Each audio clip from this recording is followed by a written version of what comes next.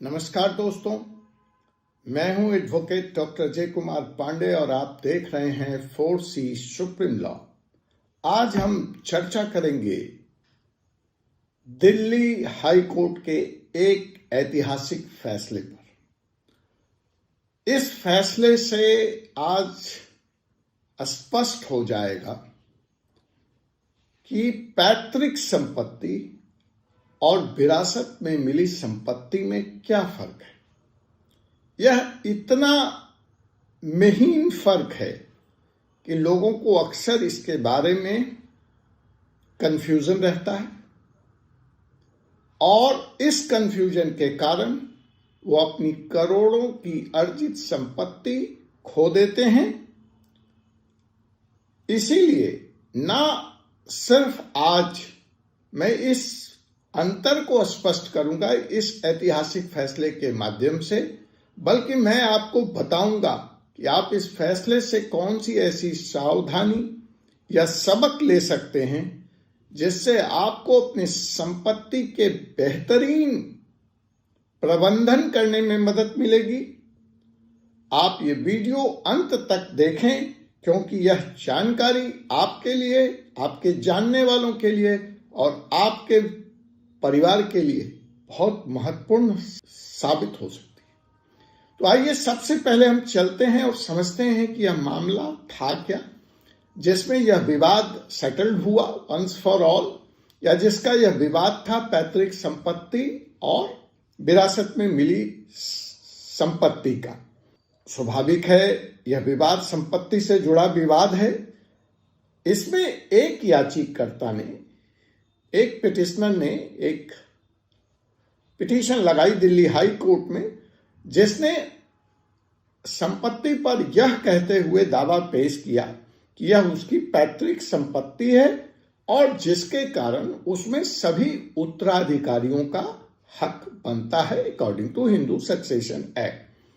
दूसरी ओर जो रेस्पोंडेंट था, जो प्रतिवादी था, उसने यह दलील दी कि चूंकि यह संपत्ति उसको विरासत में मिली है इसलिए इसको पैतृक संपत्ति नहीं माना जा सकता और इसमें बाकी उत्तराधिकारियों का कोई हक नहीं है। अब हक है या न है, इसका फैसला तो संपत्ति के नेचर पर होता और इसीलिए यह मामला दिल्ली हाई कोर्ट तक पहुंचा। तो इस फैसले से क्या स्पष्ट होता है कि पैतृक संपत्ति और विरासत में मिली संपत्ति में पहले तो अंतर क्या है, फर्क क्या है। तो दिल्ली हाई कोर्ट ने अपने इस फैसले में यह स्पष्ट किया कि पैतृक संपत्ति वह संपत्ति है जो 4 पीढ़ियों तक बिना किसी बंटवारे के चलती है, मतलब जिसमें डिवीजन नहीं हुआ, जिसमें पार्टीशन नहीं हुआ। 4 पीढ़ियां, याद रखिएगा, 4 जनरेशन। फिर ऐसी संपत्ति अगर कोई है तो इसमें जितने भी उत्तराधिकारी हैं उनका अधिकार डे 1 से, जिस दिन से वो इस संसार में आ जाते हैं अर्थात वो जन्म ले लेते हैं, उनका अधिकार स्वमेव वहां पे क्रिएट हो जाता है, नेचुरल राइट क्रिएट हो जाता है। जबकि विरासत में मिली वह संपत्ति है जो किसी भी व्यक्ति के मृत्यु के बाद उसके कानूनी उत्तराधिकारियों को दे दी जाती है। इसे व्यक्तिगत संपत्ति माना जाता है। तो उत्तराधिकार में जब वो संपत्ति आपको मिल गई तो वह व्यक्तिगत संपत्ति हो जाती है जब तक कि उसे 4 पीढ़ियों तक बिना बंटवारे के न रखा जाए। तो विरासत में मिली संपत्ति, फिर मैं स्पष्ट कर दूं, पैतृक संपत्ति वह संपत्ति जो 4 पीढ़ियों तक बिना बंटवारे के चली आ रही है, सभी उत्तराधिकारियों का हक जन्म से। विरासत में मिली संपत्ति किसी की मृत्यु के बाद उसके सभी कानूनी उत्तराधिकारियों को दे दी गई, मतलब बंटवारा हो गया, सेकंड जनरेशन में ही हो गया।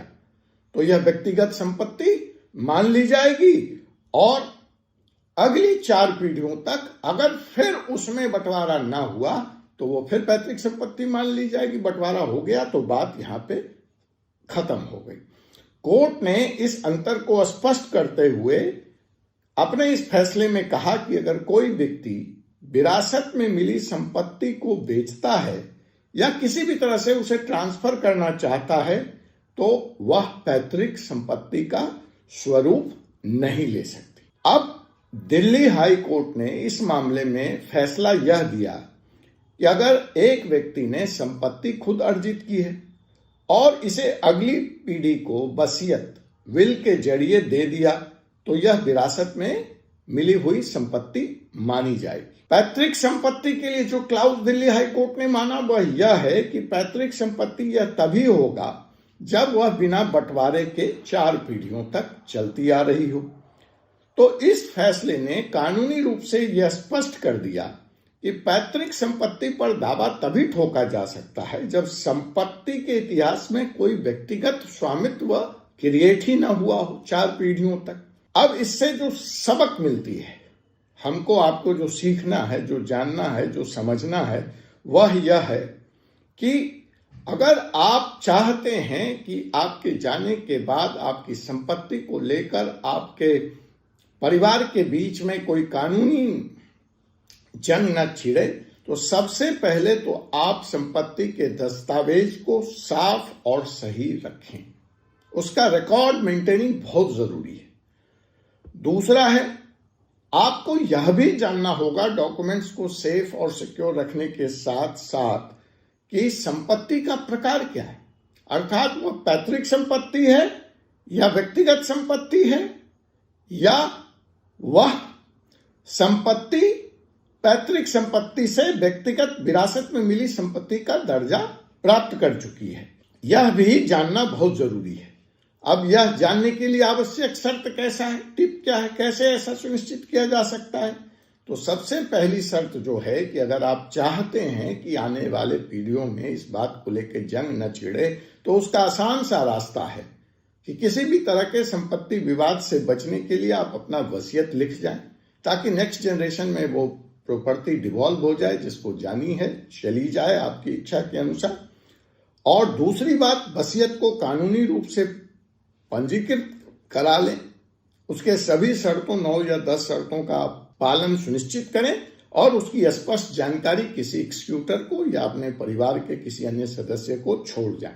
केवल यह कह देने मात्र से कि यह संपत्ति परिवार से आई है, संपत्ति पैतृक नहीं हो जाती। विरासत में मिली संपत्ति व्यक्तिगत होती है जब तक इसे कई पीढ़ियों तक बिना बंटवारे के न रखा गया हो। और इस तरह के विवादों से बचने के लिए यह भी आवश्यक है कि परिवार के सदस्यों के साथ संपत्ति के स्वामित्व और उपयोग पर चर्चा करें। इससे विवाद कम होंगे और रिश्ते मजबूत होंगे। संपत्ति विवाद से बचने या इसे सुलझाने के लिए हमेशा एक्सपर्ट की मदद लें, कानूनी विशेषज्ञ की मदद लें। अदालत का रुख आप तभी करें जब अन्य सभी विकल्प समाप्त हो जाएं, क्योंकि ये लंबा मुकदमा चलता है, इसमें खर्च भी होता है, समय भी लगता है। इसलिए दिल्ली हाई कोर्ट का यह फैसला न सिर्फ कानूनी रूप से बल्कि सामाजिक रूप से भी बहुत महत्वपूर्ण है। यह परिवार की संपत्ति के प्रबंधन में पारदर्शिता लाने की प्रेरणा देता है। इस फैसले से यह भी सीखा जा सकता है कि संपत्ति विवाद से बचने के लिए समय पर निर्णय लिया जाना कितना महत्वपूर्ण है और कानूनी प्रक्रिया को अपनाना कितना जरूरी है। आने वाले समय में यह फैसला अन्य परिवारों के लिए एक मिसाल बन सकता है। तो दोस्तों, अगर आप भी चाहते हैं कि आपकी मेहनत से कमाई हुई संपत्ति विवादों से बची रहे, तो आपको इन टिप्स पर, इन बातों पर ध्यान देना चाहिए। पहला, संपत्ति का उचित दस्तावेजीकरण करें। दूसरा, परिवार के साथ खुलकर संवाद करें। तीसरा, वसीयत बनाएं और इसे पंजीकृत करें। संपत्ति के स्वामित्व का कानूनी फर्क समझें और अंतिम, किसी भी मुद्दों पर कानूनी सलाह लें। यह छोटा सा कदम आपके और आपके परिवार के भविष्य को सुरक्षित रखेगा। तो दोस्तों, यह था दिल्ली हाई कोर्ट के संपत्ति विवाद पर आए महत्वपूर्ण फैसले का पूरा विश्लेषण और इससे मिलने वाली सबक सीख। अगर आपको यह वीडियो जानकारीपूर्ण लगा तो इसे लाइक करें, अपने दोस्तों और परिवार के साथ शेयर करें। आपके पास अगर कोई सवाल है तो हमें नीचे कमेंट करें। मिलते हैं अगले वीडियो में। तब तक के लिए मुझे एडवोकेट डॉक्टर अजय कुमार पांडे को अनुमति दीजिए। जय हिंद, जय भारत, जय संविधान।